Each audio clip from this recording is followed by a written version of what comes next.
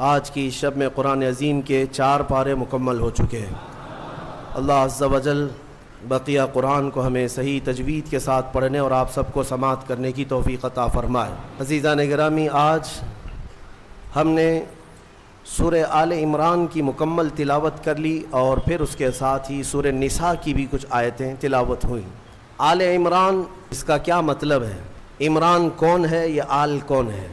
یہ حضرت عیسیٰ علیہ السلام کے نانا، ان کا نام عمران تھا، یعنی حضرت بی بی مریم کے والد۔ حضرت عیسیٰ علیہ السلام کی ماں ہے سیدہ بی بی مریم، حضرت مریم کے والد تھے عمران۔ ہوا یہ تھا عمران اور ان کی بیوی حنہ، یہ دونوں لا ولد تھے، اولاد نہیں تھی کافی سالوں تک، یہاں تک کہ ان کا بڑھاپا آ گیا، ان کو اولاد نہیں تھی۔ کس کو؟ عمران اور حنہ کو۔ ایک دن حضرت حنہ نے اللہ تعالیٰ کی بارگاہ میں اپنے بڑھاپے کے زمانے میں یہ نذر کر لیا، منت کر لیا کہ اے اللہ، تو مجھے اگر بیٹا دے گا تو میں تیرے گھر بیت المقدس کے لیے وہ بیٹا وقف کر دوں گی۔ عمران کی بیوی حضرت حنہ، حضرت عمران کی بیوی حنہ، انہوں نے نذر کیا، منت کیا۔ یہاں سے نذر کرنا اور منت کرنا قرآن پاک سے ثابت ہے، لیکن منت کا وہ طریقہ نہیں جو آپ نے ایجاد کر لیا۔ کہیں تالا لگا دیں گے اور دھاگا باندھ دیں گے تو منت ہو گئی۔ منت تو اللہ تعالیٰ کی بارگاہ سے ہے، نذر شرعی۔ ہاں، اولیاء کاملین کے دربار میں بھی ہم عہد کرتے ہیں، کیونکہ اولیاء کو اللہ تعالیٰ نے تصرف عطا کیا ہے، وہ سفارش کرتے ہیں اللہ کی بارگاہ میں۔ تو نذر جو شرعی ہے وہ قرآن سے جو ثابت ہے وہ یہ ہے کہ اللہ کی بارگاہ میں یوں نیت کر سکیں آپ، یوں نذر کر سکتے ہیں آپ کہ اے مولا، اگر مجھے اولاد ہو گئی تو میں مسجد بنا دوں گا، یا مسجد کے لیے فلاں چیز وقف کر دوں گا، یا ایک قرآن پاک مکمل تلاوت کروں گا، یا 10 روزے رکھوں گا، یا 10 مسکینوں کو کھانا کھلاؤں گا۔ یہ ہوتی ہے منت کے طریقے۔ آپ تو شارٹ کٹ ڈھونڈتے ہیں نا، آسان چاہیے۔ منت ایسی کرو، خالی دھاگا باندھ دوں گا یا چادر چڑھا دوں گا جس میں محنت کچھ نہ لگے۔ حضرت حنہ نے جو نذر کیا، منت کیا، وہ کیا کہ اے اللہ، اگر تو مجھے بیٹا دے گا تو میں وہ بیٹا بیت المقدس کے لیے وقف کر دوں گی۔ پہلی بات تو اولاد ہے نہیں، بڑھاپے میں جا کر اگر بیٹا ہو بھی گیا تو وہ تیری بارگاہ میں وقف کروں گی۔ یہ ہے نذر اور اللہ تعالیٰ سے محبت کا طریقہ۔ اور قرآن کہتا ہے کہ حضرت حنہ حاملہ ہو گئی، بچے کے آثار نظر آئے بڑھاپے کی عمر میں۔ فلما وضعتھا، پھر جب بچے کی ولادت ہوئی تو بیٹا نہیں ہوا، بیٹی ہوئی۔ انہوں نے نذر کیا کیا تھا؟ بیٹا ہوگا تو بیت المقدس میں وقف کروں گی، لیکن کیا ہوئی؟ بیٹی ہوئی۔ قالت رب انی وضعتھا انثی، کہنے لگی اے اللہ، میں تو بیٹی کو جنم دے دی، میں نے تو بیٹی جن دیا۔ واللہ اعلم بما وضعت، اور اللہ فرماتا اللہ سب سے بہتر جانتا ہے کہ اس نے کیا جنم دیا، بیٹا ہے یا بیٹی۔ لیکن اب یہاں بیٹا بیٹی کا فلسفہ بھی ختم کرتے ہیں، تمہیں اولاد میں کیا چاہیے کیا نہیں چاہیے۔ قرآن کہتا ہے وَلَيْسَ الذَّكَرُ كَالْأُنثَىٰ، اللہ نے یہ فرمایا ہاں، بیٹا بیٹی کی طرح نہیں ہو سکتا۔ یہ نہیں کہا کہ بیٹی بیٹے کی طرح نہیں ہوتی، قرآن کہتا ہے بیٹا بیٹی کی طرح نہیں ہو سکتا۔ بیٹی پیدا ہونے پر جو ناک بھون سکیڑتے ہیں، بعض کے تو گھروں میں طلاق کی نوبت آ جاتی ہے۔ ظالم ہیں وہ لوگ، ان کو بیویوں سے یا عورتوں سے شادی نہیں کرنی چاہیے، کسی روبوٹ سے یا مشین سے کرنی چاہیے۔ کیا یہ بیٹا اور بیٹی پیدا کرنا تمہارے ہاتھ میں، شوہر کے ہاتھ میں یا بیوی کے ہاتھ میں؟ یا اللہ تبارک و تعالیٰ قادر مطلق کے فیصلے ہیں، وہ جسے جو چاہے عطا کرے۔ رب تبارک و تعالیٰ کسی کو بیٹا دیا، کسی کو بیٹی دیا۔ اور یہ جہالت کے رسم کو ختم کریں اپنے گھروں سے۔ بیٹی ہو گئی تو کیا ہوا؟ ارے اس کی نسل کیسے چلے گی؟ یہ جہالت سب سے زیادہ عورتوں میں پائی جاتی ہے۔ عورتوں میں تانے مارنا ان عورتوں کو جن کے ہاں بیٹیاں ہوتی ہیں کہ ایک ہوئی، اچھا 2 ہوئی بیٹیاں، 3 ہوئی، 4 ہوئی بیٹیاں۔ ظالمو، تمہیں کیا پتا، میرے رسول کو بھی 4 بیٹیاں ہی ہیں۔ رسول کریم صلی اللہ تعالیٰ علیہ وسلم کو اللہ نے 4 بیٹیاں دیا، بیٹے بھی دیا، لیکن بیٹے کوئی حیات نہیں رہے، اور جو نسل میرے مصطفیٰ کی چلی وہ بیٹی سے ہی چلی. آج بھی پوری دنیا میں سادات جو ہیں وہ کس کی اولاد میں سے ہیں؟ وہ سیدہ کائنات فاطمہ الزہرا کی اولاد میں سے. بیٹی کے لیے عیب نہ سمجھو میرے عزیزو. حضور اکرم صلی اللہ تعالی علیہ وسلم اپنے صحابہ کے ساتھ کسی طرف جا رہے تھے. رات کا وقت تھا. رات کے وقت میں ایک گھر کے اوپر آسمان سے روشنی پڑ رہی ہے. صحابہ دیکھتے کھڑے رہ گئے. کوئی خاص روشنی ہے جو اسی گھر پر پڑ رہی تھی, جس کو کہتے ہیں کہ نور کا حالہ ہے. صحابہ رک گئے اور پوچھا یا رسول اللہ صلی اللہ علیہ وسلم, سارے محلے میں یہ ایک ہی گھر پر آسمان سے ایک عجیب روشنی پڑ رہی ہے, کیا ہے, کس وجہ سے؟ نبی پاک صلی اللہ تعالی علیہ وسلم نے فرمایا جاؤ اس گھر سے معلوم کرو, اس گھر میں دو چیزوں میں سے ایک ہوگی, یا تو وہ لوگ کسی یتیم بچے کی پرورش کر رہے ہوں گے یا آج ہی ان کے گھر میں بیٹی کی پیدائش ہوئی ہوگی. صحابہ کہتے ہم گھر گئے, وہی روشنی والے گھر, جا کر کے پوچھا آج تمہارے گھر میں کوئی نئی خبر ہے؟ تو گھر والوں نے کہا اللہ نے آج ہمیں بیٹی عطا کیا. میرے عزیزو, ہمارے ہاں پہلے پرانے لوگ کہا کرتے تھے پہلی بیٹی گھی کی روٹی ہے اور برکت والی ہوتی ہے. جو لوگ جہالت کی رسموں کو اپنے ہاں پنپنے دیتے ہیں, میں سمجھتا ہوں کہ وہ مسلمان معاشرہ نہیں ہے, یہ غیروں سے لیا ہوا معاشرہ ہے. یہ عرب کی جاہلیت ہے جو بیٹی پیدا ہونے پر زندہ دفن کرتے تھے. میرے مصطفیٰ کریم صلی اللہ علیہ وسلم کی حدیث ہے کہ اللہ نے جس کو دو بیٹیاں دی, آپ نے برسر اعلان یہ فرمایا اللہ نے جس کو دو بیٹیاں دی اور اس نے پرورش کر کے اچھی اور اس کا نکاح کر دیا, حضور فرماتے میری شفاعت اس پر واجب ہے, میں اسے جنت میں لے جانے کی ضمانت دیتا ہوں. ایک صحابی آئے, کہا یا رسول اللہ ایک ہی بیٹی ہے میرے پاس, آپ نے دو بیٹیاں جس کی ہے اس کے لیے فضیلت بیان کی, میرے پاس تو ایک ہی بیٹی ہے. حضور اکرم صلی اللہ علیہ وسلم نے فرمایا جا ایک بیٹی کی بھی پرورش کرے اس کے لیے بھی جنت ہے. تو یہ ہمارے مذہب میں ہماری شریعت میں بیٹا بیٹی کا یہ فلسفہ نہیں.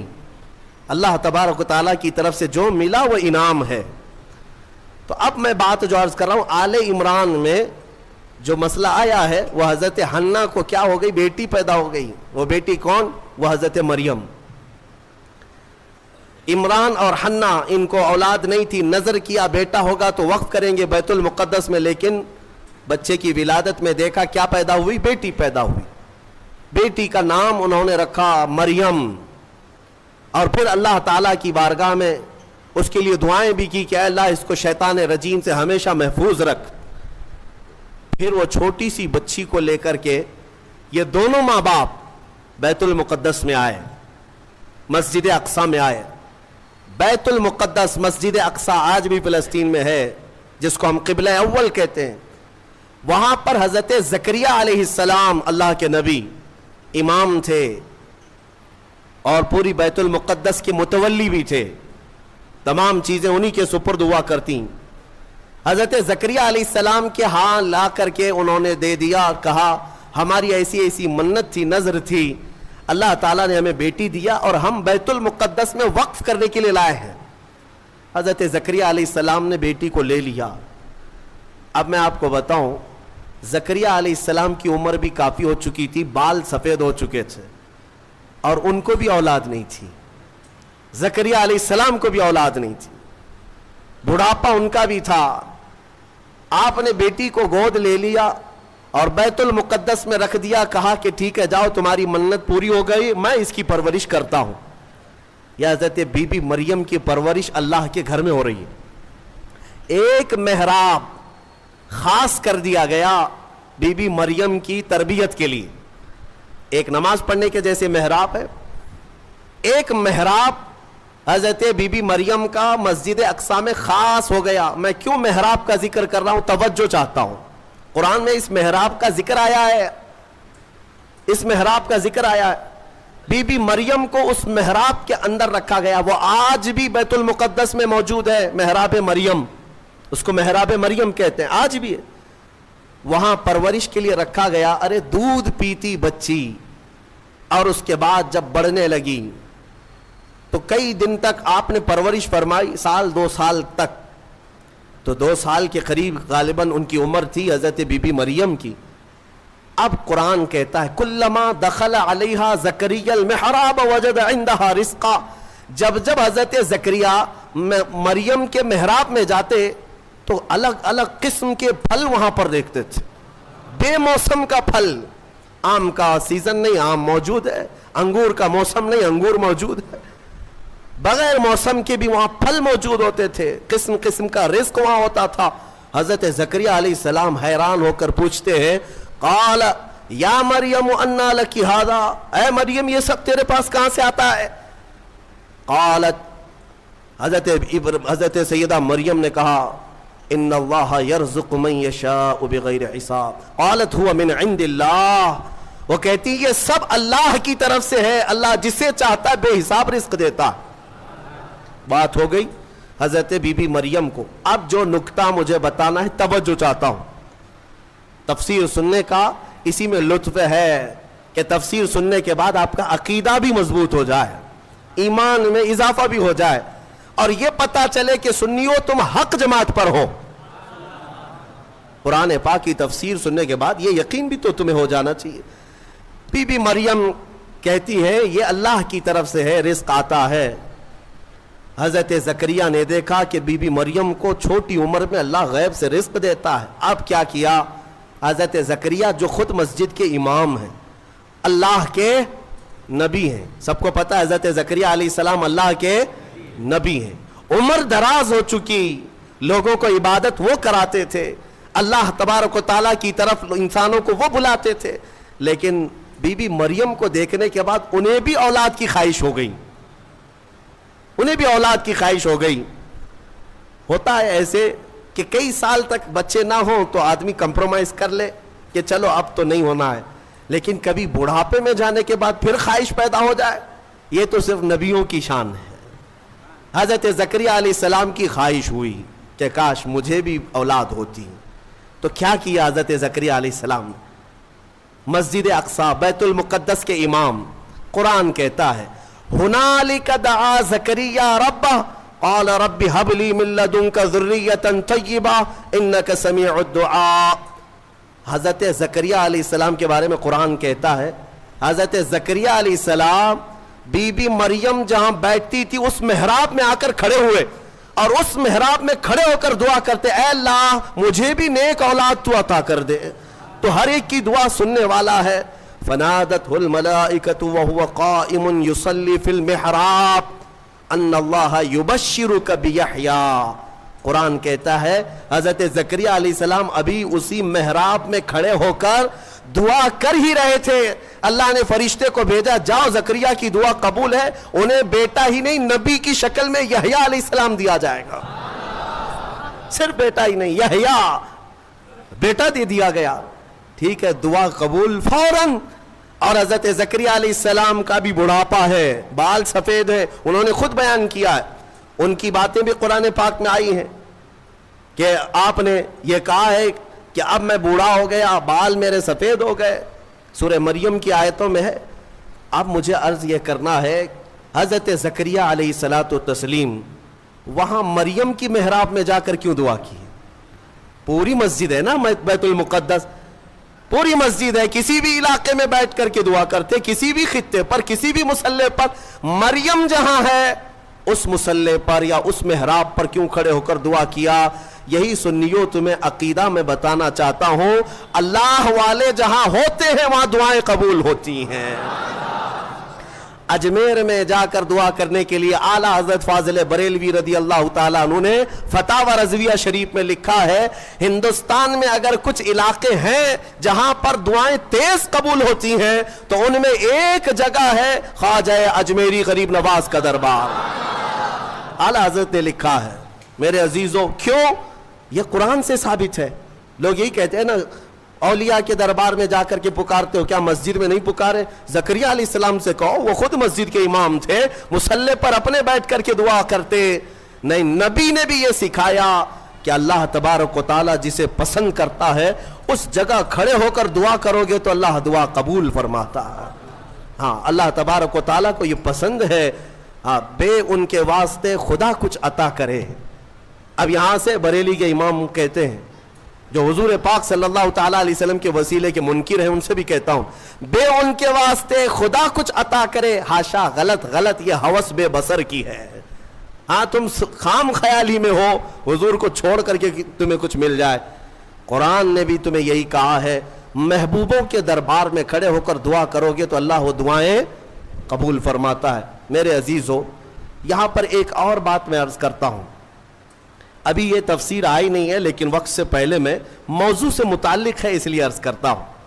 موضوع سے متعلق ہے اس لیے کہ حضرت موسیٰ علیہ السلام کا وہ واقعہ یاد کریں جب فرعون کا لشکر پیچھا کرنے لگا موسیٰ علیہ السلام کی جماعت کا۔ آپ مومنین کی جماعت کو لے کر چل پڑے، سامنے سمندر، پیچھے 1,00,000 کے قریب فرعون کا لشکر، کدھر جائیں؟ ادھر سمندر ہے، ادھر دشمنوں کا لشکر ہے۔ حضرت موسیٰ علیہ السلام کے ساتھ جو مومنین تھے ان کی آزمائش بھی تھی، ایسا موقع آ جائے ایک طرف سمندر ہے ایک طرف دشمن کی فوج، لیکن اللہ تعالیٰ جسے جہاں سے چاہے بچائے۔ رب تعالیٰ کا حکم ہوا کہ اے موسیٰ اس سمندر پر اپنا عصا مارو۔ آپ نے عصا لکڑی ماری تو 12 راستے خشک پیدا ہوئے۔ موسیٰ علیہ السلام کا جو قبیلہ تھا، یعنی آپ کی جو جماعت تھی مومنین کی، وہ 12 خاندانوں میں تھی، تو سب کے لیے ایک ایک راستہ سمندر میں بن گیا، سب اس راستے سے چلنے لگے۔ سمندر کے دوسرے کنارے وہ پہنچ گئے۔ فرعون نے دیکھا راستہ کھلا ہوا ہے، ہم بھی چلتے ہیں۔ فرعون موسیٰ علیہ السلام کے یہ کھلے ہوئے راستوں کے درمیان آ گیا، بیچ سمندر میں فرعون کی فوج پہنچی تھی، سمندر کو واپس ملا دیا گیا۔ فغشیہم من الیم ما غشیہم، قرآن کہتا ہم نے ڈھانک دیا سمندر کو جیسے ڈھانکنا ہے، تو غرق ہو گئے ہمیشہ کے لیے۔ فرعون ختم ہو گیا، برباد ہوا۔ موسیٰ علیہ السلام اپنے ایمان والوں کو لے کر دوسرے کنارے پر آئے۔ جو بات عرض کرنا ہے اس کے لیے مجھے تھوڑی تفصیل بتانی پڑ رہی ہے، پورا ذہن میں آ جائے آپ کے۔ دوسرے کنارے آئے، موسیٰ علیہ السلام نے شکرانہ ادا کیا، یہ عاشورہ کا دن تھا۔ پھر آپ کوہ طور پر چلے گئے موسیٰ علیہ السلام، جب آپ پر تورات نازل ہو رہی تھی۔ حضرت موسیٰ علیہ السلام 40 دن کے لیے گئے تو ہوا کیا، ان کی قوم میں سامری نام کا ایک شخص تھا جو موسیٰ علیہ السلام کے خاندان کا تھا۔ اس نے کیا کیا، سارے لوگوں کے پاس جو جو سونا چاندی تھا سب اکٹھا کیا، اس کو پگھلایا، میلٹ کیا، اور اس سے ایک بچڑا بنایا، گائے کا بچڑا بنایا، اور اس کے بعد اس کی کلا کیا تھی یہی بتانا مجھے ہے، اس بچڑے کو بولنے کے قابل بنا دیا۔ میاں سونا اور چاندی کا وہ بچڑا بولتا تھا۔ اندازہ کرو، یہ سیل اور بیٹری کا زمانہ نہیں ہے کہ آج کے کھلونے جیسے بولتے ہیں، آپ کو تعجب نہیں ہوگا، لیکن وہ 3000 سال پہلے اگر بچڑا بولتا ہو بغیر سیل کے، بغیر بیٹری کے، اور کوئی نہ ٹیپ ریکارڈ، اس کے اندر کوئی چیز نہیں، لیکن بولتا تھا، تو قوم گمراہ ہو گئی۔ اور سامری سب کو کیا کہتا تھا کہ موسیٰ کا جو خدا ہے نا جسے وہ ملنے کا ہے، وہ خدا یہی ہے، یہی بچڑا ہے۔ یہ بچڑے کی پوجا وہیں سے شروع ہوئی تھی، اور جو گمراہ ہوئے وہ عبادت میں لگ گئے، اور ایسی عبادت، اسی کے پاس اعتکاف، اسی سے نظر، منتیں، سب بچڑے کے پیچھے لگ گئے کہ تو ہی ہمارا سب کچھ ہے، ہمارا فلاں کر دے، ہمارا فلاں کر دے۔ بچڑا بولتا بھی تھا۔ یہ تعجب کی بات ہے نا، حیرت کی بات ہے۔ میرے عزیزو، اس سے بڑے حیرت کی چیزیں بھی آ جائیں، تمہارا ایمان مضبوط ہونا چاہیے۔ حضرت بی بی فاطمۃ الزہرا کی مبارک چکی حضرت ام ایمن فرماتی ہیں کہ رمضان کا مہینہ اور دوپہر کا وقت تھا، بہت تیز گرمی تھی۔ اس وقت میں بی بی فاطمۃ الزہرا کے مقدس مکان پر حاضر ہوئی تو دروازہ بند تھا اور چکی چلنے کی آواز آ رہی تھی۔ میں نے روشن دان سے جھانک کر دیکھا تو حضرت سیدہ فاطمۃ الزہرا تو چکی کے پاس سو رہی ہیں اور چکی خود بخود چل رہی ہے، اور پاس ہی میں حضرت امام حسن و حسین کا گہوارہ بھی خود بخود ہل رہا تھا۔ میں یہ دیکھ کر حیران رہ گئی، اور میں نے حضور پاک صلی اللہ علیہ وسلم کی بارگاہ میں جا کر ساری باتیں بتائیں تو نبی کونین صلی اللہ علیہ وسلم نے فرمایا کہ بہت تیز گرمی میں میری شہزادی روزے سے ہے۔ اللہ تعالیٰ نے ان پر نیند غالب کر دی تاکہ ان کو گرمی محسوس نہ ہو، اور وہ فرشتے تھے جو چکی چلا رہے تھے اور گہوارے کو ہلا رہے تھے۔ سبحان اللہ۔ تو دوستو، آپ حضرات اہل سنت کا بے باک نقیب اور شاندار جاندار خطیب، محافظ ناموس رسالت حضرت علامہ مفتی سلمان اظہری صاحب قبلہ کا بہت ہی شاندار ایمان افروز بیان سماعت کر رہے ہیں۔ اگر ویڈیو اچھی لگے تو لائک اور شیئر کر کے کمنٹ میں لبیک یا رسول اللہ ضرور لکھیں۔ آج کے زمانے میں کہتا ہوں، اگر کوئی جھاڑ، اگر کوئی درخت بولنے بھی لگ جائے اور تمہیں اپنی طرف بلائے کہ میرے اندر خدا چھپا ہے، آ جاؤ، اے ایمان والو، تمہارا ایمان مضبوط ہونا چاہیے، اور ہرگز اس طرح کی حرکتوں پر یقین نہ کرو، بلکہ یہی تسلیم کرو، پوری دنیا بھی عجوبے دکھائے، میں یہ تسلیم نہیں کر سکتا، میرا خدا تو اللہ ہی ہے، اللہ الصمد، وہ بے نیاز ہے، وہ ہماری آنکھوں میں نظر نہ آئے گا۔ ہم دنیا میں اس طرح بہت سارے لوگ ابھی گمراہ کرنے والے لوگ آئے ہیں، سامری کی طرح، ابھی بھی بہت سارے ہیں، سوشل میڈیا میں بھی بہت سارے سامری گھسے ہوئے ہیں جو سنیوں کے عقیدے کو کیپچر کر رہے ہیں کہ خدا ہمارے پیر صاحب کے اندر آیا ہے۔ کبھی کوئی پیر صاحب مرید کرنے سے پہلے یہ بتا دیتے ہیں میں تمہیں خدا دکھا کر مرید کروں گا، اور کہاں دکھاتے ہیں؟ ارے بکرے کے بھیجے میں دکھاتے ہیں۔ ہاں، یہ سنا ہے آپ نے؟ ایک صاحب ہمارے پاس آئے، انہوں نے کہا تھا ہمارے پیر صاحب اس وقت تک مرید نہیں کرتے جب تک خدا کو نہیں دکھاتے۔ ہم نے کہا کہاں دکھاتے ہیں؟ کہا بکرے کے بھیجے میں دکھاتے۔ کیوں؟ پیر صاحب کا فیورٹ ہے یہ بھیجے میں؟ یہ مجھے فلسفہ نہیں سمجھ میں آیا، بھیجے میں کیوں دکھایا جاتا ہے؟ نعوذ باللہ من ذالک، نعوذ باللہ۔ رسول کریم صلی اللہ تعالیٰ علیہ وسلم کے علاوہ دنیا میں کسی نے یہ دعویٰ نہیں کیا کہ میں نے اپنی کھلی آنکھوں سے اللہ کو دیکھا ہے، کسی نے یہ دعویٰ نہیں کیا۔ عالم خواب میں، عالم وجد میں اگر اللہ نے اپنی تجلیات کسی ولی کو دکھایا تو اس کا ہم انکار نہیں کرتے، لیکن یہ جو حرکتیں ہیں یہ گمراہی ہے میرے عزیز، یہ گمراہی ہے۔ تو سامری نے یہ کام کیا۔ بات طویل ہو جا رہی ہے، جو بات کہنی تھی مجھے وہ بہت قریب میں لے آتا ہوں۔ سب پوجا پاٹ میں لگ گئے، عبادت میں لگ گئے، اللہ کی عبادت سے دور بچڑے کی عبادت میں لگ گئے۔ موسیٰ علیہ السلام جب واپس آئے تو دیکھا ان کی قوم گمراہ ہو چکی ہے۔ 40 دن کا جو گیپ تھا نا، یہ قوم کو گمراہ کر گیا۔ اسی لیے بزرگوں نے فرمایا کہ جو عالم دین ہے یا مبلغ اسلام ہے وہ اپنی قوم سے زیادہ دور نہ رہا کرے، قوم کے اندر ہمیشہ نصیحت کرنے والا ہونا چاہیے، ورنہ گمراہ ہو جائے گی۔ موسیٰ علیہ السلام کی قوم جب گمراہ ہوئی تو موسیٰ علیہ السلام جلال میں آئے، اور حکم تو ان کے لیے بہت سخت نازل ہوا جو بچڑے کی پوجا میں لگے۔ سامری کو پکڑا موسیٰ علیہ السلام، کہا یہ بتا تو نے یہ کیا کیسے؟ بات جو کہنی ہے وہ یہی ہے۔ کہا تو نے یہ کیسے کیا؟ سب کا سونا چاندی میلٹ کیا، بنایا بچڑا ٹھیک ہے، لیکن یہ بولنے کے قابل کیسے کیا؟ اب سامری کا جواب سنیں۔ سامری کہتا ہے قال بصرت بما لم يبصروا به فقبضت قبضة من اثر الرسول فنبذتها وكذلك سولت لي نفسي۔ کہتا ہے جب آپ سمندر کے راستے میں چل رہے تھے نا، موسیٰ علیہ السلام چل رہے تھے، سامری کہتا ہے میں نے ایک چیز دیکھی جو لوگوں نے نہیں دیکھا، میں نے دیکھا دوسرے لوگوں نے نہیں دیکھا۔ کہا کیا دیکھا تو نے؟ کہا آپ کے گھوڑے کی نکیل پکڑ کر سامنے ایک فرشتہ چل رہا تھا۔ حضرت موسیٰ علیہ السلام نے کہا ہاں وہ جبرائیل علیہ السلام تھے، جبرائیل علیہ السلام آئے تھے جب راستہ عبور کر رہے تھے۔ تو سامری کہتا ہے میں دیکھ رہا تھا آپ کے آگے آگے ایک فرشتہ چل رہا تھا۔ تو موسیٰ علیہ السلام نے کہا تو پھر کیا کیا؟ وہ کہتا ہے وہ فرشتہ جیسے جیسے چلتا جا رہا تھا میں اس کے پیروں کے نیچے کی مٹی اٹھا رہا تھا، جبرائیل علیہ السلام کے پیروں کے نیچے کی مٹی اٹھاتا رہا، اور وہ میں نے جمع کر لیا جتنی مٹی مجھے ملی، اور جب کنارے پر آئے اور آپ گئے تھے کوہ طور، میں نے اس بچڑے کو بنا کر کے اس کے منہ کے اندر یہ مٹی ڈال دی تو وہ بولنے کے قابل ہوا۔ وَكَذَلِكَ سَوَّلَتْ لِي نَفْسِي، وہ کہتا ہے ایسے میرے یہ کام بن گیا۔ اس مٹی کا ہی اثر ہے۔ اللہ اللہ، اے سنیوں میں یہی کہنا چاہتا ہوں، جبریل علیہ السلام کے پیروں کے نیچے کی مٹی اگر بے زبان بچڑے کو بولنے کے قابل بنائے تو جو جبریل اپنا ماتھا رسول اقدس کے تلووں پر مس کرے، اس رسول پاک کے قدموں کے دھول کا حال کیا ہوگا؟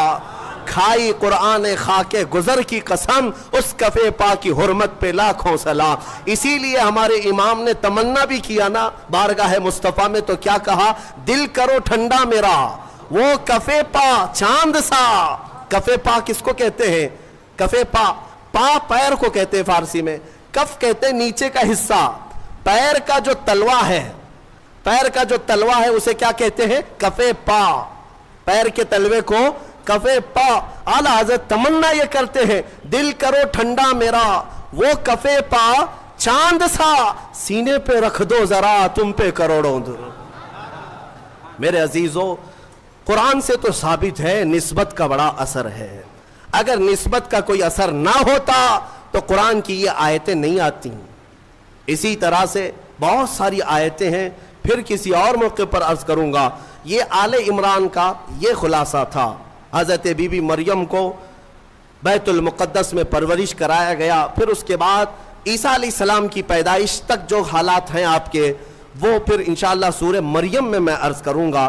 یہ آل عمران کس کو کہتے ہیں؟ سنو، آل جو ہے، آل عربی میں خاندان کو کہتے ہیں، بڑا خاندان ہو تو اس کو آل کہتے ہیں۔ اب عمران کی آل میں کتنے لوگ ہیں؟ عربی میں ایک کو واحد، ایک کو واحد، دو ہوں تو تثنیہ، اور دو سے زیادہ تو جمع، اور اسی کو آل کہتے ہیں۔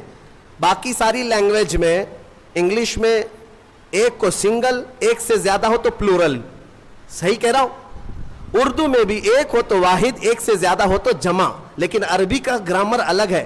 عربی میں ایک ہو تو اسے واحد، دو ہو تو اس کے لیے ایک لفظ ہے تثنیہ۔ دو کو جمع نہیں کہتے عربی میں، دو کو جمع نہیں کہتے، دو سے زیادہ ہو تو عربی میں اس کو جمع کہتے ہیں، اور آل کے لیے جمع ہونا ضروری ہے، دو سے زیادہ ہونا چاہیے، تب اس کو کیا کہتے ہیں؟ آل۔ لیکن یہاں پر ایک مسئلہ ہے، حضرت عمران کی آل میں کتنے لوگ ہیں؟ آل کیوں کہہ رہا ہے قرآن؟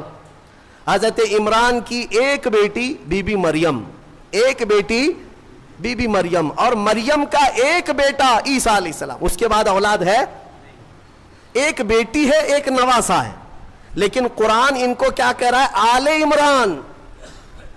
بات سمجھ میں آ رہی ہے؟ آل عمران۔ ہم نے یہ گرامر اور قواعد کو پوچھا کہ جمع ہو تو آل کہا جاتا ہے، یا دو کو ہی آل کہہ رہے ہیں؟ بی بی مریم اور حضرت عیسیٰ یہ دو ہی مل کر کے عمران کی آل ہو گئے۔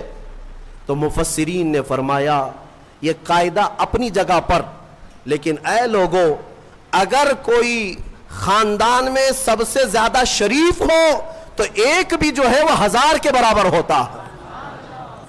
حضرت عمران کی آل میں ایک بی بی مریم ہے جو سب سے پاک خاتون ہے، اور ایک نواسا ہے جو اللہ تعالیٰ کی طرف سے ایک ایسی آیت اور نشانی لے کر کے آیا، دنیا میں اس کا مثل کوئی نہیں۔ وہ عیسیٰ علیہ السلام بغیر باپ کے پیدا ہوئے، اس نشانی کو دنیا میں کہیں اور دیکھا آپ نے؟ تو دو ایسی اولاد ہے جس کی وجہ سے قرآن نے ان کو آل عمران کہا۔ اس سورے کی بڑی برکت ہے، اس میں کچھ آیتیں ہیں، اس سے قبل بھی میں نے تفسیر میں بتایا تھا، آیت نمبر میں آپ کے سامنے ذکر کر دیتا ہوں تاکہ اس کے فوائد معلوم ہو۔ جب کبھی آپ کی گھر میں عورتیں حاملہ ہوں یا بچے کی ولادت کے اوقات آ جائیں تو ان آیتوں کی تلاوت جاری رکھیں، نیک و صالح اولاد پیدا ہوگی، نیک و صالح اولاد پیدا ہوگی۔ یہ سورہ آل عمران کی جو آیتیں ہیں، اور دو آیتیں ایسی بھی میں آپ کو بتا دیتا ہوں۔ مفسر شہیر حکیم الامت نے فرمایا اگر کوئی قرض کے بوجھ سے پریشان ہے اور تنگ دستی کا شکار ہے، مال میں کمی، اسباب میں کمی، روزگار نہیں، یا اس پر بوجھ ہے مال کا، تو اس کے لیے فرمایا دو آیتیں، یا پھر کسی حاکم سے ڈر لگتا ہے، حاکم سے ڈر لگتا ہے اور کسی کے پکڑنے کا خوف لگتا ہے، لیکن تم صاف ہو، یہ دو آیتیں اگر عشاء کی نماز کی آخری 2 رکعت نفل میں 5 مرتبہ پڑھو گے تو اللہ ساری محتاجی دور فرمائے گا. یہ میرے تجربے کی بات بتا رہا ہوں.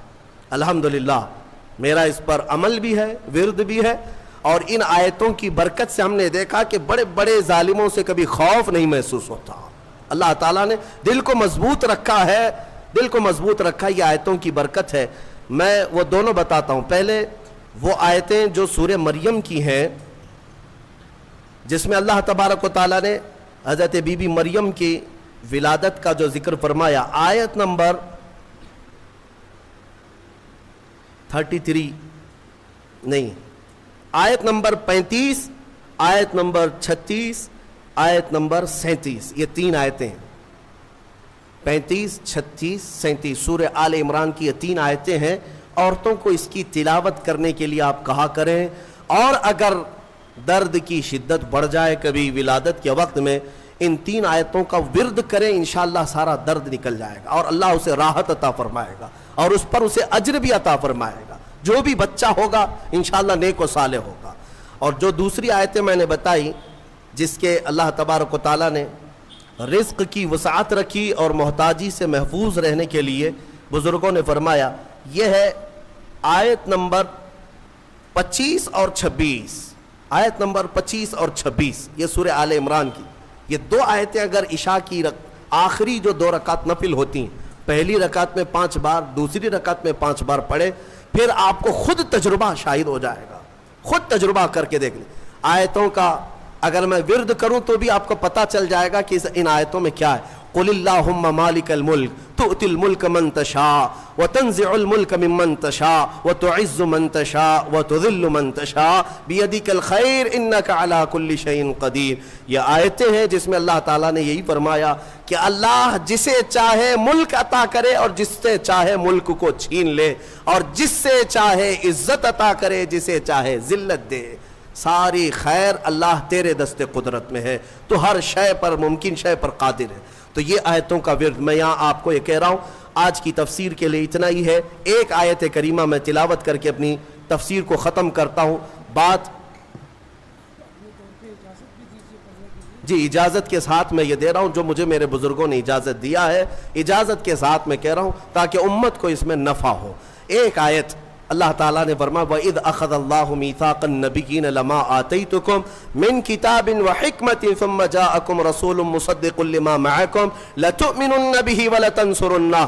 ایک واقعہ یہ بھی آیا ہے, اللہ نے سارے نبیوں کی روحوں کو پیدا کرنے سے پہلے جمع کیا. ایک اجتماع ہوا تھا سب کے پیدا ہونے سے پہلے, سارے جو نبی ہو کر دنیا میں آنے والے تھے ان سب کو جمع کیا. اللہ نے ان سب سے ایک وعدہ لیا. کیا وعدہ ہے؟ اس وعدے کا ذکر قرآن میں آیا. اللہ تعالیٰ فرماتا ہے تم سب کے سب اس بات کا وعدہ کرو کہ دنیا میں جاؤ گے, اگر تمہارے زمانے میں میرا محبوب رسول آ گیا تو تم سب کے سب اس پر ایمان لاؤ گے.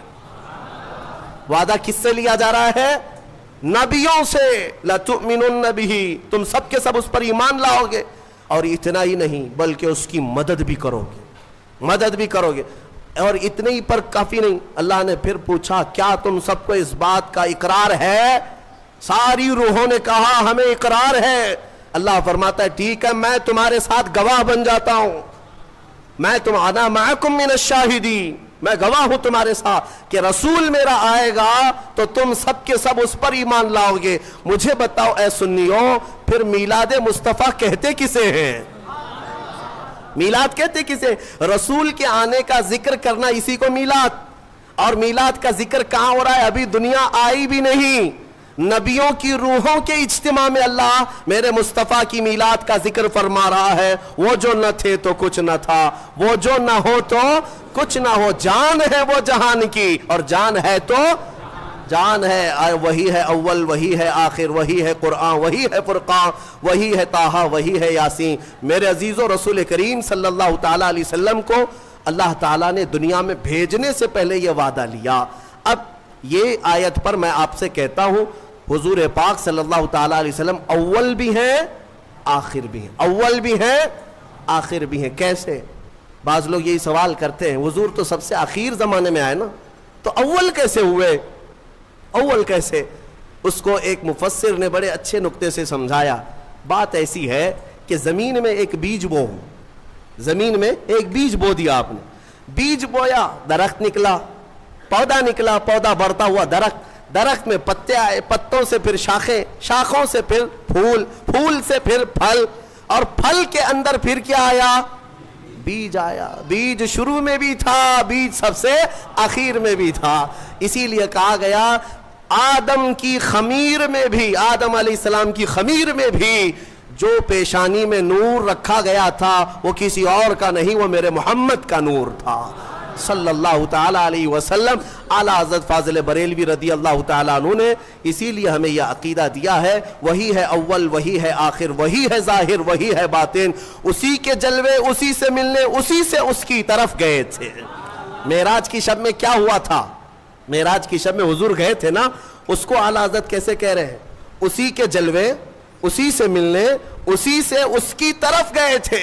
وہی ہے اول، وہی ہے آخر، وہی ہے ظاہر، وہی ہے باطن۔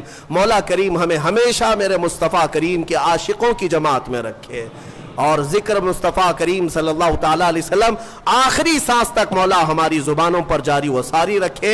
دنیا میں چاہے کوئی بھی بیان ہو، ہم کو اللہ تعالیٰ اتنی توفیق عطا کرے کہ دم میں جب تک دم ہے ذکر ان کا سناتے جائیں گے۔ وآخر دعوانا الحمدللہ رب العالمین۔